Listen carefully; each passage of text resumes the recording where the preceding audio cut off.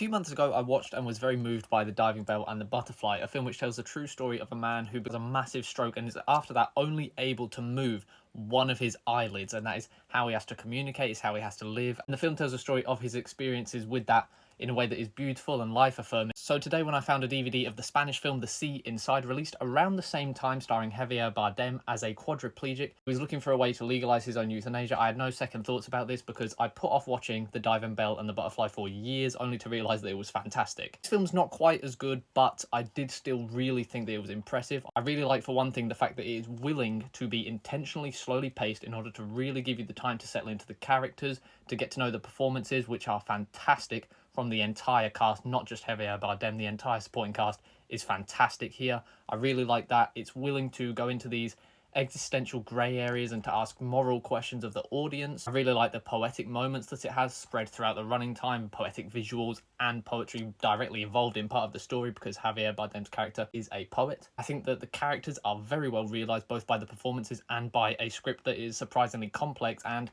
I really have very few complaints about this. If anything, that slowness can be a little bit irritating at times, but it's something that you settle into as the film continues, and I think that overall it's a very good thing for the film to be a little bit slower, because not only does it give you that time to sit with the characters and to really understand them, but it does also emphasize the fact that this man is stuck in one place all the time, and it helps you to share that experience a little bit. It's a very good film, excellently performed, especially by Javier Bardem, and it's a fantastic watch, as is The Diving Bell and the Butterfly. I wouldn't recommend double billing them, that would be terribly bleak, but certainly see both because they are both fantastic in their own ways and they are both great films.